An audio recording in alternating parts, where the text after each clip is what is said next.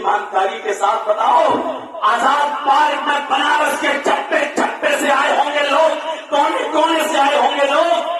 जब नसीहत के लिए और अपनी जिंदगी को बदलने के लिए एक जुमला काफी है, एक जुमला काफी है, तो हमारी तो पूरी जिंदगी जब से सुन सुन के हो गई है।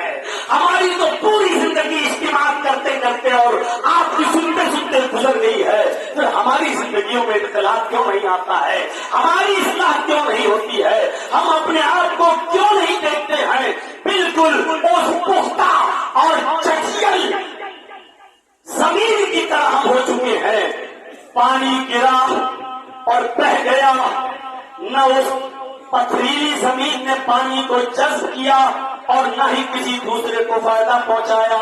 मेरे भाइयों, फितरत में जिसकी जिंदगी होती है वो सख्त जमीन की तरह नहीं होता, बल्कि नर्म जमीन की तरह होता है।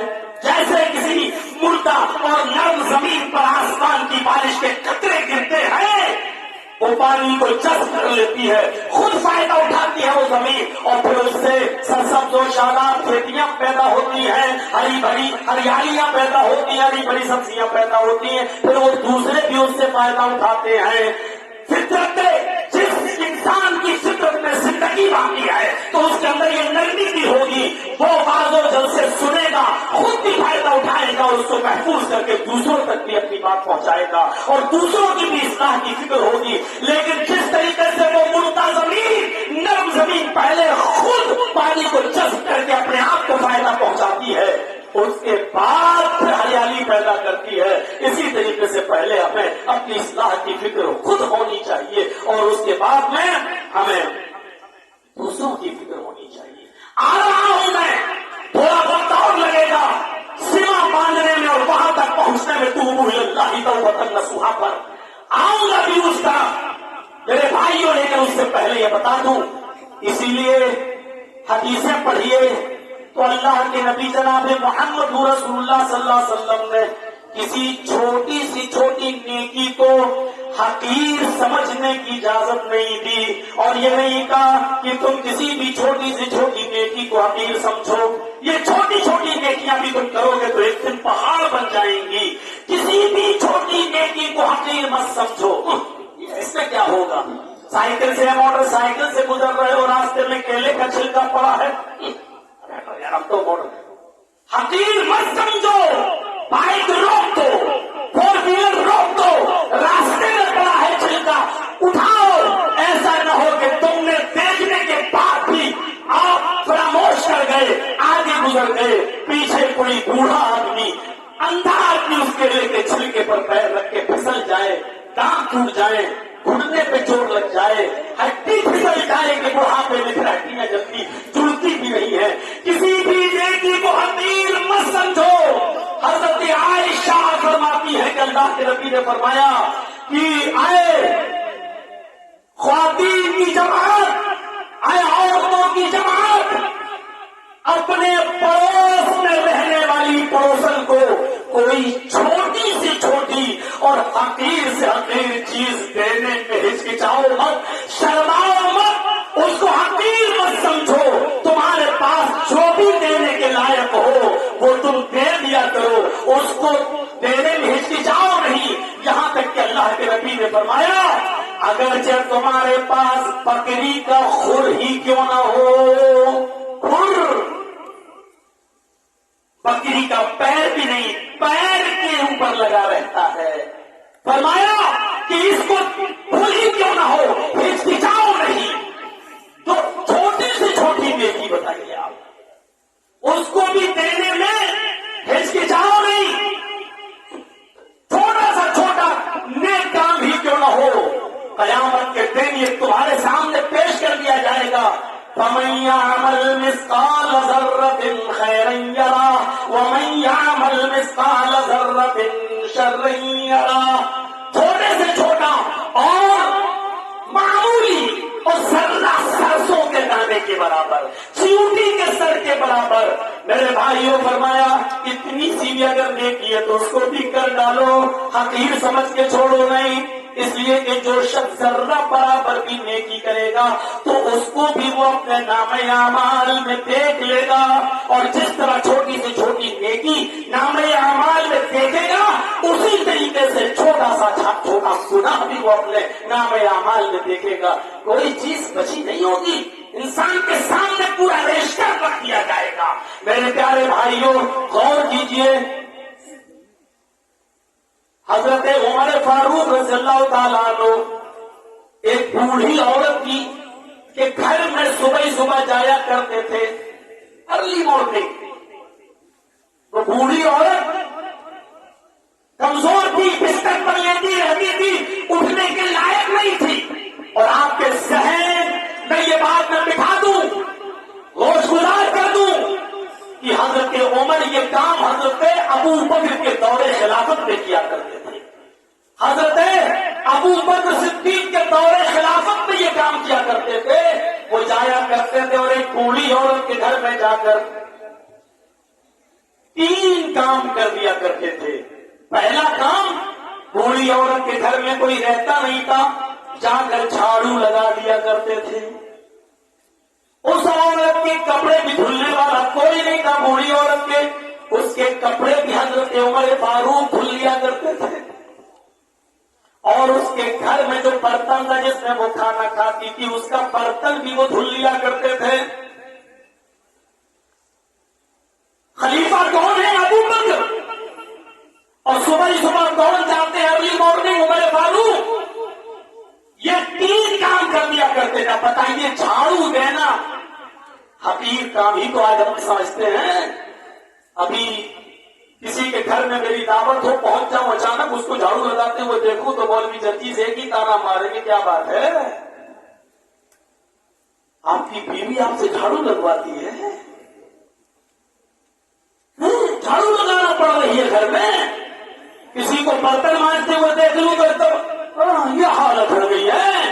شادی کی یہ سائڈ افیکٹ، یہ اپنے گھر کا معاملہ نہیں، ایک بوڑھی عورت کے گھر میں حضرت عمر جھاڑو لگا رہے ہیں۔ ایک دن حضرت عمر فاروق رضی اللہ تعالیٰ عنہ ارلی مارننگ اٹھتے ہیں تو دیکھتے ہیں کہ میرے آنے سے پہلے جھاڑو لگ چکی ہے۔ برتن مانجنے کے لیے گئے تو دیکھا کہ برتن کی بھی صفائی ہو چکی ہے۔ بوڑھی عورت کا کپڑا دھلنے کے لیے مانگا تو پتا چلا کہ کپڑا بھی کوئی دھل کر چلا گیا ہے۔ حضرت عمر نے کہا ہے ہوگا کوئی، چلو کوئی بات نہیں۔ دوسرے دن پھر آئے تو دیکھا کہ میرے آنے سے پہلے پھر یہ کام ہو چکا ہے۔ تیسرے دن اس گھر میں پھر داخل ہوتے ہیں تو کیا دیکھتے ہیں کہ آج بھی کوئی مجھ سے بھی پہلے آیا اور یہ کام کر گیا۔ حضرت عمر نے کہا جو کام میں کرتا تھا اور کسی کو پتا نہیں تھا کوئی اور کر رہا ہے، پتہ لگانا چاہیے کہ آخر یہ کام کرتا کون ہے، یہ کام کرتا کون ہے۔ دیکھے تو صحیح، چھپ گئے رات ہی میں، آدھی رات کے بعد چھپ گئے کہ دیکھیں آج کون آتا ہے۔ درخت کی آڑ میں چھپ گئے، کوئی شخص آیا، اندر داخل ہو گیا، جھاڑو دینے لگا، برتن مانجنے لگا، کپڑے دھلنے لگا۔ حضرت عمر اس وقت تو اندھیرے کی وجہ سے نہیں پہچان سکے، لیکن جب گھر کے اندر داخل ہوتے ہیں کہ دیکھیں یہ شخص ہے کون، تو پتہ چلا کہ یہ کوئی اور شخص نہیں ہے، وہ اس عرب کے خطے کا حاکم وقت، خلیفہ وقت ہے، وہ حضرت ابو بکر صدیق رضی اللہ تعالیٰ عنہ ہے، جو خلیفۃ المومنین ہے، خلیفۃ المسلمین ہے، اور ہم سے بھی پہلے اٹھ کر اس بوڑھی عورت کے گھر میں جھاڑو لگا دیا کرتے ہیں، برتن مانج دیا کرتے ہیں، اور اس کے کپڑے بھی دھو دیا کرتے ہیں۔ میرے بھائیوں، جھاڑو لگانا مولوی جرجیز جلدی مسجد میں داخل ہوتے وقت اللہ کے گھر میں بھی بہت جلدی تیار نہیں ہوگا جھاڑو اٹھا کر۔ میرے بھائیوں، سب کے سامنے مسجد کو صاف کرنے کے لیے شاید اکیلے میں یہ کام کر بھی لوں، لیکن سب کے سامنے شاید شرما جاؤں، حیا جائے، لیکن حضرت حضرت ابو بکر صدیق رضی اللہ تعالیٰ عنہ خلیفہ ہے، لیکن خلافت کا کوئی تکبر نہیں ہے ان کے دلوں دماغ میں کہ میں خلیفہ ہوں اس کے گھر جا کے جھاڑو لگاؤں گا. ارے میرے حکم پر تو ڈیسیوں نوکر چلے جائیں گے جھاڑو لگانے کے لیے. نہیں، یہ نیکی کرنے کا موقع جب مجھے مل رہا ہے تو میں کیوں نہ کروں. اس حقیر سے کام کو بھی انہوں نے میرے بھائیوں غلط نہیں سمجھا، کمزور نہیں سمجھا اور کم نہیں آتا. سوچا کہ یہ موقع مل رہا ہے تو کرو. یہ منظر ہمیں اور آپ کو سوچنا چاہیے، صرف سنانے کے لیے نہیں ہے. پتا چل جائے گا صبح اٹھ کر کہ کس کے کانوں میں ڈائریا تھا اور کس کے کانوں میں نہیں تھا. کون ہے جو یہاں ایک کان سے سن رہا ہے اور صبح ہوتے ہوتے دوسرے کان سے اڑا دیا جائے گا. میرے بھائیوں نظر ڈالیے، یہ حضرت عمر فاروق کا منظر ہے. اس لیے اللہ کے نبی نے فرمایا بخاری کے الفاظ، تصدقوا، لوگوں صدقہ و خیرات کرو. اور پھر ایک جملہ آپ نے اس میں یہ بھی فرمایا، اگر صدقہ دینے کے لیے تمہارے پاس بہت بڑی دولت نہیں ہے، بہت زمین و جائیداد نہیں ہے، بہت زیادہ پیسہ اور دولت کے انبار نہیں ہے، تھوڑی سی چیز ہے تب بھی صدقہ کر دو. یہاں تک آپ نے فرمایا اتقوا اللہ، اللہ سے ڈرو، ولو بشق تمرۃ، کھجور نہیں، ایک کھجور بھی بہت بڑی چیز ہو گئی. اگر کھجور کی ایک کھاپ، کھجور کا ایک ٹکڑا بھی تمہارے پاس ہو اور وہ دے کر بھی صدقہ دینے کے لائق ہو تو دے دو. اسی کو دیکھ کر اپنے آپ کو جہنم کی آگ سے بچا لو. فرمایا اپنے آپ کو جہنم کی آگ سے بچاؤ. ولو بشق تمرۃ، چاہے کھجور کا ٹکڑا ہی تمہارے پاس کیوں نہ ہو. یہ حدیث ہمیں کیا بتلا رہی ہے کہ ایک چھوٹا سا ٹکڑا، آدھی کھجور بھی نہیں، اس سے بھی آدھا ٹکڑا، لیکن اگر کوئی بھی صدقہ دینا چاہو تو دے دو. اس کو بھی حقیر مت سمجھو. شاید اس کو کھا کر چبا کر کوئی پانی پی لے، اس کے منہ سے تمہارے لیے دعا نکل جائے. ولو بشق تمرۃ، اگر کھجور کا ایک ٹکڑا ہو تو اس کو دے کر بھی تم کس طریقے سے عمل پہ ابھارا جا رہا ہے. ہم گناہ کرنے پر مصر ہیں. حضرت ابو بکر صدیق ہی کے دور خلافت میں، ابو بکر صدیق ہی کے دور خلافت میں قحط پڑ جاتا ہے، خشک سالی پڑ جاتی ہے، حالات بہت خراب ہے. حضرت ابو بکر صدیق کہتے بھروسہ رکھو انشاءاللہ اللہ کوئی راستہ نکالے گا.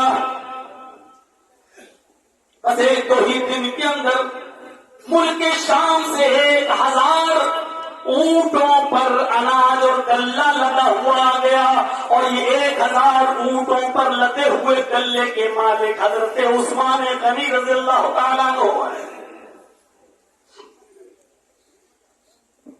اور سنیے 1000 اونٹ اور اس پر لدا ہوا غلہ کتنا ہوگا.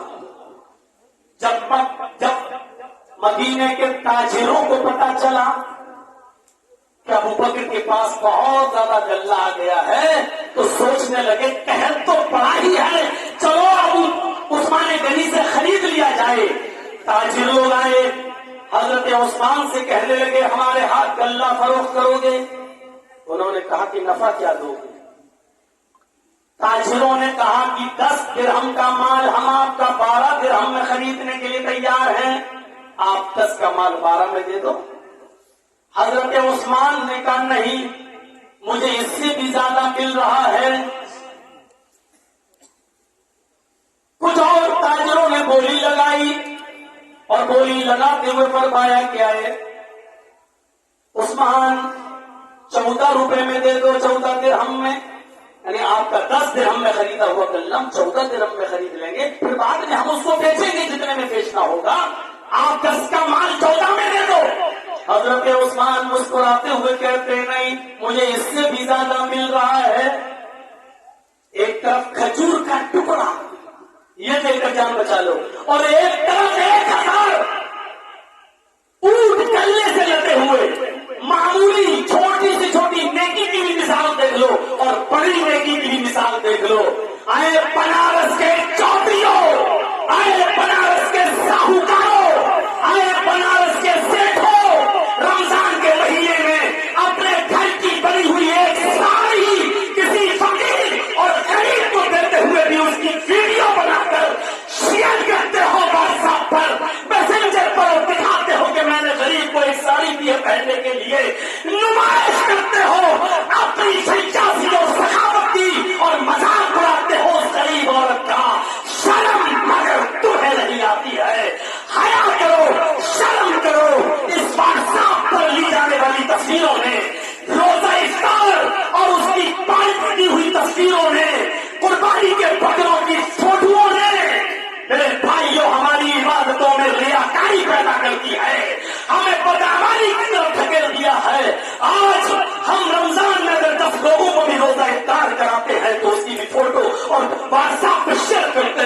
ہمارے گھر 10 آدمی آئے، میں نے آج ان کو روزہ افطار کرایا ہے، ان نمائشوں سے بچو، ان اچاری و مکاری سے اجتناب کرو۔ مولوی جرجیز کا، عبدالغفار سلفی صاحب کا فوٹو لے کر شیئر کر دینے سے تمہیں جنت الفردوس کا سرٹیفکیٹ نہیں مل جائے گا۔ میرے بھائیوں، ان تمام قسم کی نمائشوں سے اجتناب کریے اور حضرت عثمان غنی کی سیرت کو اٹھائیے۔ ایک طرف کہا ولو بشق تمرہ، اور وہ اٹھاؤ مسلم شریف کی حدیث، بخاری کی حدیث، جس میں کہا جاتنی سائلہ، میرے پاس ایک مانگنے والی آئی۔ حضرت عائشہ فرماتی ہے کہ میرے پاس ایک مانگنے والی آئی اور میرے پاس ومعہا صبیان، اس کے ساتھ 2 چھوٹے چھوٹے بچے تھے، بہت چھوٹے چھوٹے بچے۔ میرے پاس کچھ نہیں تھا دینے کے لیے، ایک کھجور تھی، میں نے اس کو اٹھایا اور اس عورت کو دے دیا، اس عورت کو دے دیا۔ اس عورت نے خود نہیں کھایا، اس کھجور کے 2 ٹکڑے کیے، بیچ سے گٹھلی نکال کر پھینک دی، ایک ٹکڑا اس بچے کو دے دیا، ایک ٹکڑا اس بچے کو دے دیا اور آگے بڑھ کے چلی گئی۔ یہ مسلم کے الفاظ ہیں، بخاری کے الفاظ یہ ہے کہ میرے پاس 3 کھجوریں تھیں، میں نے وہ تینوں کھجوریں اس عورت کو دے دی۔ اس عورت نے ایک کھجور اس بچے کو دے دی، ایک کھجور اس بچے کو دے دی اور ایک کھجور خود کھانے کے لیے رکھ لی۔ ان بچوں نے اپنی اپنی کھجوریں کھا لی، لیکن بچوں کی نظر ماں کی کھجور پر پڑی تو وہ دونوں بچے ماں کی کھجور پر جھپٹ پڑے۔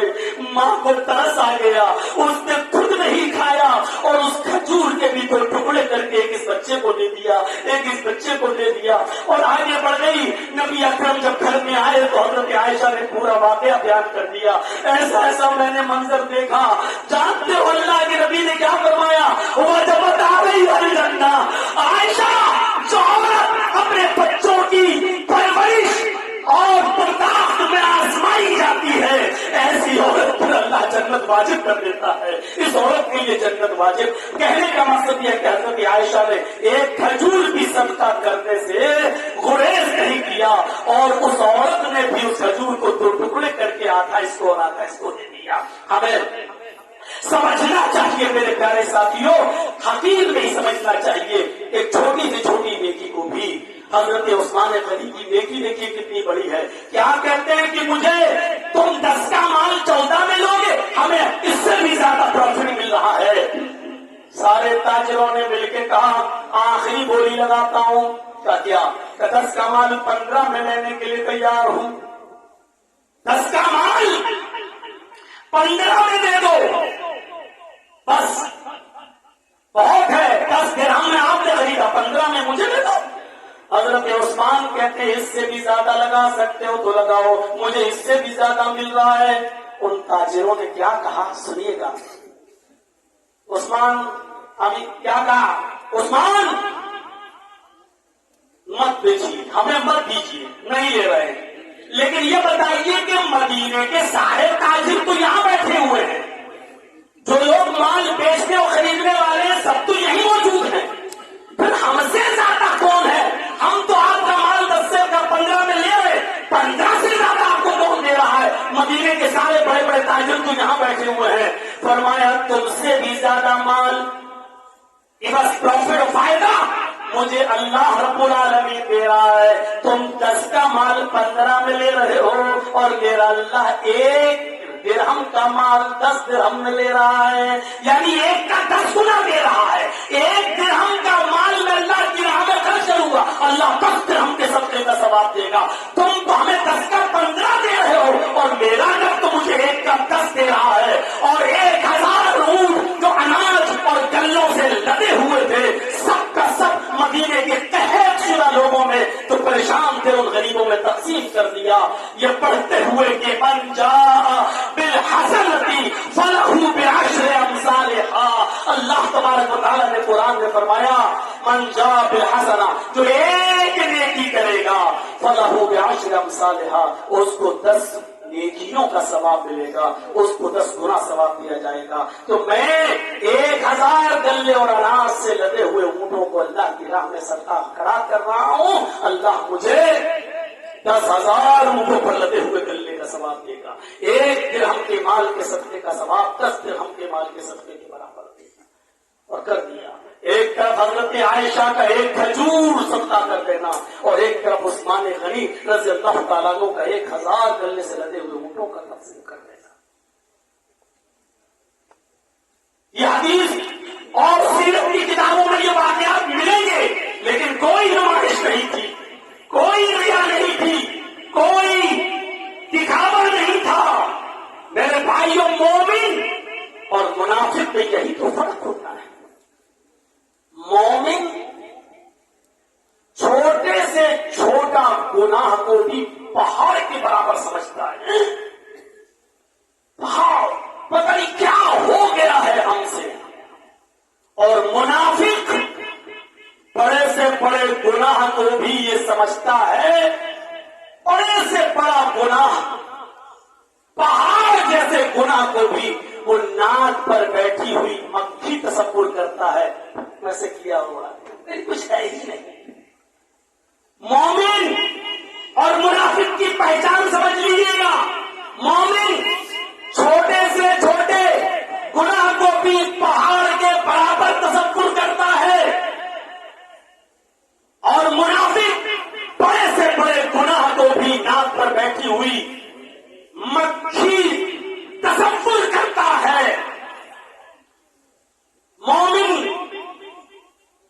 مصیبت کو ترجیح دیتا ہے اور منافق معصیت کو ترجیح دیتا ہے. مومن مصیبت کو ترجیح دیتا ہے، مصیبت اٹھانا گوارا کر لے گا لیکن معصیت کا کام نہیں کرے گا. اور منافق معصیت کا کام تو کر جائے گا لیکن مصیبت اٹھانا گوارا نہیں کرے گا. جن لوگوں نے شیخ سعدی رحمت اللہ علیہ کی کتاب گلستہ پڑھی ہوگی فارسی میں، اس گلستہ کے اندر ان کو ایک واقعہ ملا ہوگا ایک فقیر کا. میں نہیں کہتا ہوں کہ یہ کسی سیرت کی کتاب کا واقعہ ہے، میں نہیں کہتا ہوں کہ یہ کوئی حدیث کا واقعہ ہے، لیکن شیخ سعدی کی کتاب گلستہ پوستہ میں لکھا ہوا یہ واقعہ بھی کسی عبرت سے کم نہیں ہے.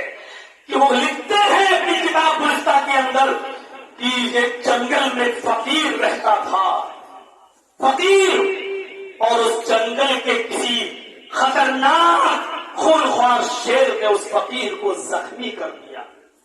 اس فقیر کو زخمی کر دیا. فقیر پوری طریقے سے زخمی ہو گیا، لیکن زخمی ہونے کے بعد بھی فقیر کے منہ سے جملہ نکل رہا ہے الحمدللہ الحمدللہ. لوگوں نے فقیر سے پوچھا بابا تمہارے منہ سے یہ الحمدللہ جملہ کیوں نکل رہا ہے؟ تم زخمی ہو، پورا جسم زخموں سے چور ہے، خون بہ رہا ہے، اور ایسی پریشانی اور مصیبت میں بھی تم الحمدللہ الحمدللہ کہہ رہے ہو. تو شیخ سعدی نے فرمایا الحمدللہ مصیبتی گرفتارم، اللہ کا شکر ہے کہ میں اس مصیبت میں گرفتار ہوں. اللہ کا شکر میں ادا کر رہا ہوں کہ میں مصیبت میں گرفتار ہوں.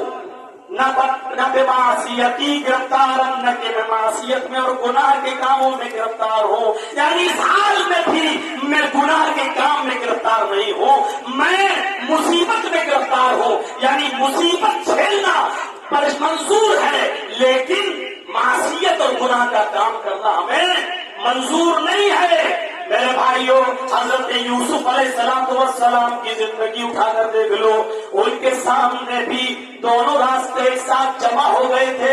ایک طرف مصیبت کا راستہ تھا اور ایک طرف معصیت کا راستہ تھا. قرآن سے سیکھیے، حضرت یوسف علیہ السلام نے مصیبت کے راستے کو اختیار کر لیا لیکن معصیت اور نافرمانی کا راستہ اختیار نہیں کیا. پڑھیے وہ یوسف جو حالت زندگی میں اپنے سوتیلے بھائیوں کے حسد کا شکار ہو گئے اور سوتیلے بھائی اپنے باپ کو بہلانے اور پھسلانے میں کامیاب ہو گئے اور ان کو جنگل میں لے آئے.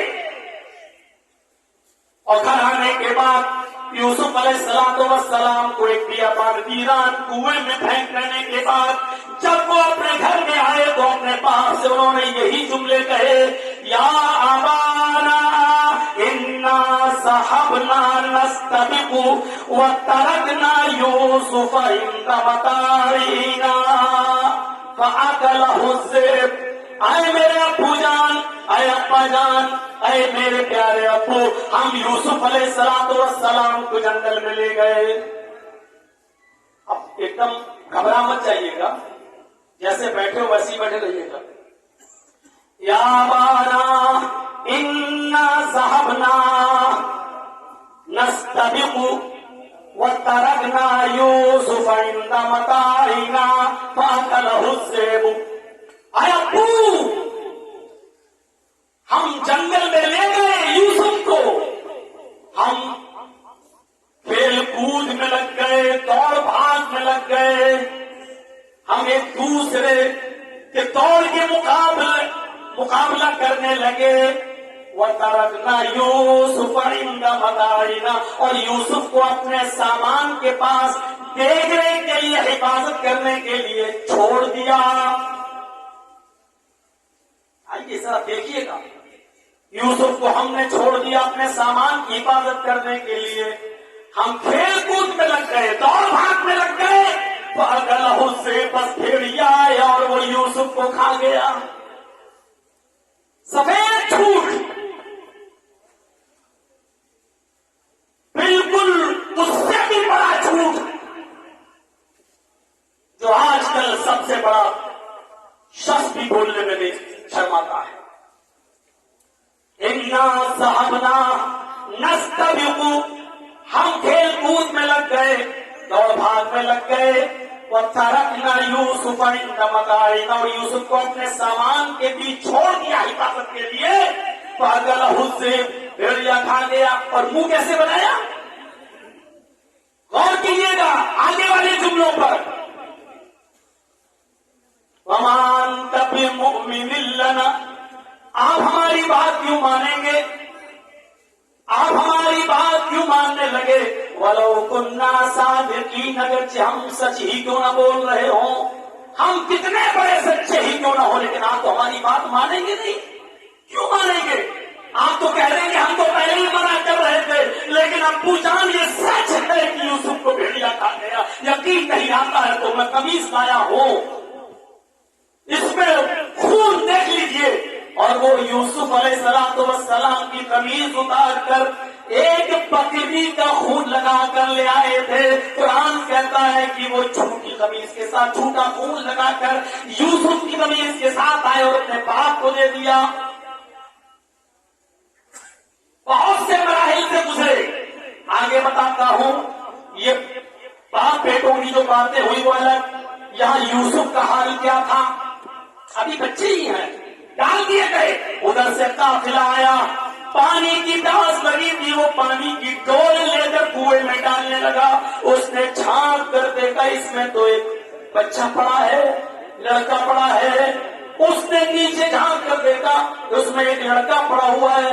اپنے ساتھیوں کو پکار کر کہتا ہے، یا بشرا ھذا غلام، اے میرے ساتھیوں تمہیں خوشخبری ہو، یہاں ایک لڑکا موجود ہے، پانی نہیں، اس ویران کنویں میں ایک لڑکا پڑا ہوا ہے.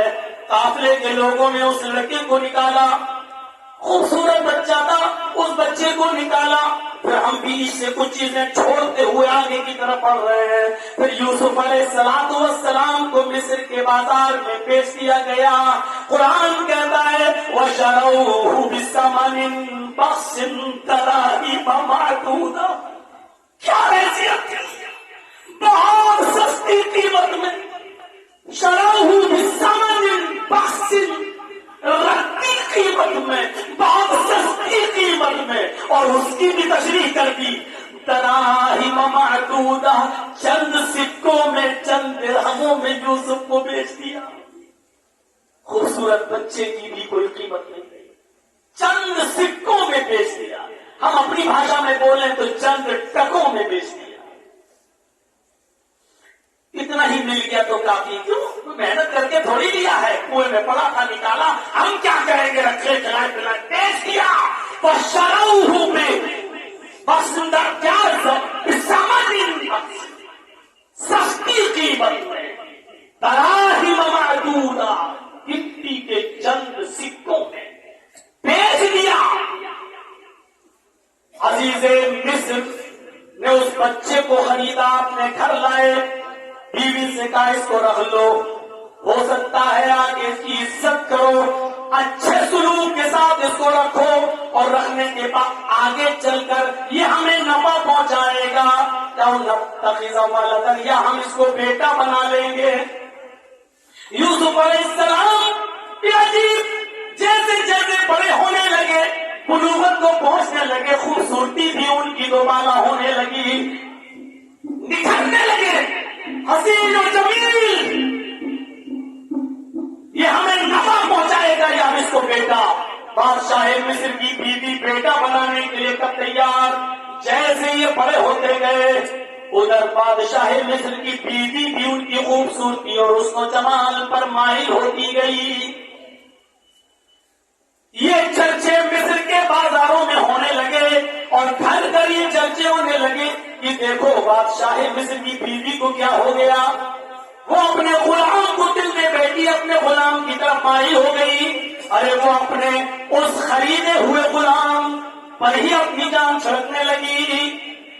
جب بادشاہ مصر کی بیوی نے سنا کہ ہمارے بارے میں یہ چرچے اب عام ہو چکے ہیں، مصر کی گلی گلیوں کونے کونے میں چرچے ہو رہے ہیں، کہ بادشاہ مصر کی بیوی اپنے غلام کو دل میں بیٹھی، اس کے ساتھ اس میں مائل ہونے لگی اور اس کا جھکاؤ اس کی طرف ہے، لیکن وہ نوجوان لڑکا اس کی طرف نظر اٹھا کر بھی نہیں دیکھتا اور ابھی تک بچا ہوا ہے۔ اپنی یہ بے عزتی وہ بادشاہ مصر کی بیوی، عزیز مصر کی بیوی برداشت نہ کر سکی، اس نے ان تمام عورتوں کو دعوت دے دی۔ سنیے آ رہا ہے وہ مسئلہ، اس نے اپنی تمام عورتوں کو، سہیلیوں کو اور مصر کی عورتوں کو دعوت دے دی اور ان کے لیے دسترخوان بچھا دیا، اور دسترخوان بچھانے کے بعد اس کے اوپر پھل اور چھریاں بھی رکھ دی۔ ہر عورت کو ایک ایک چھری اور ان کے سامنے پھل رکھتی ہے، کھالو کھاؤ۔ عورتیں پھلوں کو کاٹنے لگی، کاٹا اور پھر اس کو بھی ٹکڑے ٹکڑے کر کے کھانے لگی، پھل کاٹ دی جاتی اور کھاتی جاتی۔ عین اسی موقع پر کہ جب مصر کی عورتوں کے ہاتھوں میں چھریاں تھیں اور وہ پھل کاٹ کاٹ کے کھا رہی تھی، عزیز مصر کی بیوی نے کہا نکل جاؤ، آئے یوسف ان عورتوں کے سامنے سے گزر جاؤ۔ یوسف علیہ السلام جب ان عورتوں کے سامنے سے گزرے، قطعنائی دیا ہننا، ان عورتوں نے چھری بجائے پھلوں پر چلانے کے اپنی انگلیوں پر چلا دی۔ الفاظ کی زیادتی معنی کی زیادتی پر دلالت کرتی ہے۔ عربی زبان میں قطع یقطع کے معنی ہوتے ہیں کاٹنا، اور جب یہی باب تفعیل میں چلا جائے قطع یقطع کے معنی ہوتے ہیں ٹکڑے ٹکڑے کرنا۔ انہوں نے اپنی انگلی کاٹی ہی نہیں بلکہ کئی جگہ سے ٹکڑے ٹکڑے کر ڈالی۔ قطعنائی دیا ہننا، یہاں دیکھ دی جا رہی، ادھر انگلی کٹ گئی، ادھر کٹ گئی، ادھر کٹ گئی، اور یوسف علیہ السلام کو وہ دیکھتی چلی گئی، ان کے حسن و جمال کو وہ غور سے دیکھنے لگی، انگلیاں کٹتی جا رہی اور چیرتی جا رہی۔ حاشا للہ ما ھذا بشرا ان ھذا الا ملک کریم۔ حاشا للہ، ہرگز نہیں، ما ھذا بشرا، ارے یہ تو انسان ہے ہی نہیں، یہ تو انسان دکھائی نہیں دیتا۔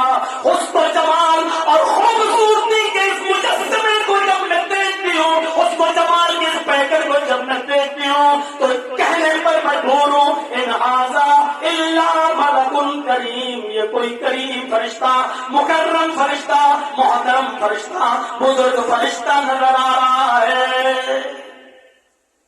عزیز مصر کی بیوی کو کہنے کا موقع مل گیا، آئے مصر والیوں کہو، ابھی تک تو میں اس لڑکے پر دل دے رہی تھی، اب تمہارا کیا حال ہے؟ انسان ماننے سے انکار کر دیا، فرشتہ تک کہنے لگی ہو، پھلوں کو کاٹنے کے بجائے اپنی انگلیاں ہی کاٹ ڈالی اور تکلیف کا احساس بھی نہیں ہو رہا ہے۔ ابھی تک میں مائل تھی، اب تم سب اس کی طرف مائل ہونے لگی ہو، بتاؤ اور میں کیا کروں؟ اپنے دل کے ہاتھوں مجبور ہوں، اور آپ بھرے مجمع میں یہ کہتی ہوں، آیا اور تو تمہارے سامنے میں کہتی ہوں، ابھی بھی میں اس کو اپنی گرفت میں لے کے رہوں گی۔ برا ارادہ جو میں نے کیا ہے اس کام کے لیے میں اس کو استعمال کر کے رہوں گی۔ ہوگی. اگر اس نے میری بات نہ مانی تو یہ جیل میں سڑے گا, یہ جیل میں جائے گا. ان تمام عورتوں کے سامنے بادشاہ مصر کی بیوی نے اس بات کا اقرار بھی کر لیا. میرے بھائیوں پھر ایک موقع آیا, عزیز مصر کی بیوی نے یوسف سے کہا اٹھو چلو. کہاں چلو؟ کہا جہاں میں لے کے چل رہی ہوں. گھر میں رہتے تھے, وہیں کھاتے تھے, پیتے تھے, اس لیے اپنی مالکن کی بات تو ماننا ہی تھی. اٹھے اور عزیز مصر کی بیوی کے ساتھ چل دیے, اس دروازے سے داخل ہوئے. بادشاہ مصر کی بیوی نے وہ دروازہ بند کر دیا اور آگے بڑھو. دوسرا دروازہ کھولا اور آگے لے گئی. دوسرا دروازہ بھی بند کر دیا, تیسرے دروازے میں لے گئی. یہاں سے بھی اور آگے بڑھو, تیسرا دروازہ بند کر دیا. قرآن نے غلقت الباب نہیں کہا, غلقت الابواب. اس نے ایک دروازہ بند نہیں کیا بلکہ بہت سارے دروازوں کو بند کر لیا. جمع استعمال ہوا ہے, یعنی وہ کئی دروازوں کو پار کرنے کے بعد یوسف کو جس روم میں لے گئی وہی اس کا اسپیشل روم تھا.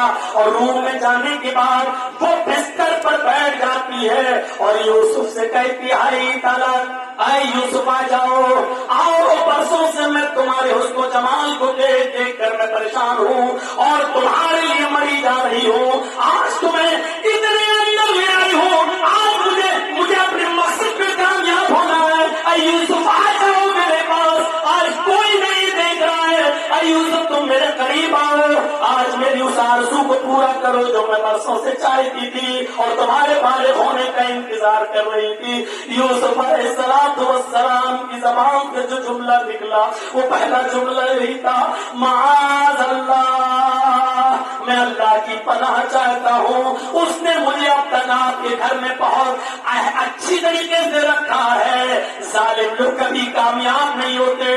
اگر میں نے تمہارے ساتھ غلط کام کیا تو یہ بادشاہ مصر کی کا حق مارنا ہوا, اور حق مارنے والا ظالم ہوتا ہے. اور اللہ ظالموں کو کبھی پسند نہیں کرتا اور ظالم کبھی کامیاب نہیں ہوتے. میں یہ کام نہیں کر سکتا. یوسف بھاگے. عزیز مصر کی بیوی نے تعاقب کیا. یوسف پہلا دروازہ کھول کر بھاگنے میں کامیاب ہو گئے, لیکن دوسرا دروازہ بند تھا. کسی طریقے سے دوسرا دروازہ کھول کر بھاگنے میں کامیاب ہو گئے. تیسرا دروازہ ایک اور آیا.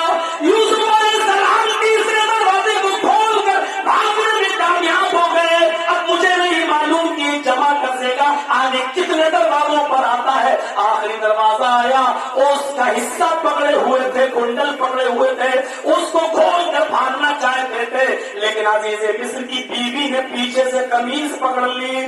یہاں یہ صورتحال ہے کہ یوسف علیہ السلام دروازے کا یہ کنڈل پکڑے ہوئے ہیں اور بادشاہ مصر کی بیوی پیچھے سے ان کی قمیض پکڑے ہوئے ہیں. اس نے قمیض کو کھینچا, قمیض بڑھتی چلی گئی اور یوسف علیہ السلام اس دروازے کے کنڈل کو پکڑتے ہوئے پیچھے کی طرف آتے چلے گئے.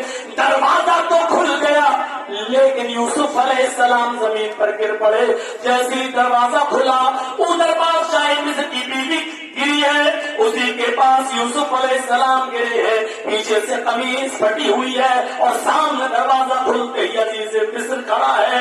فوراً کھڑی ہوتی ہے اور کہتی ہے اس لڑکے کی, اس شخص کی سزا کیا ہونی چاہیے جو آپ کے اہل پر بری نظر ڈالے, جو آپ کی بیوی پر غلط نظر ڈالے, الٹا چور کوتوال کو ڈانٹے.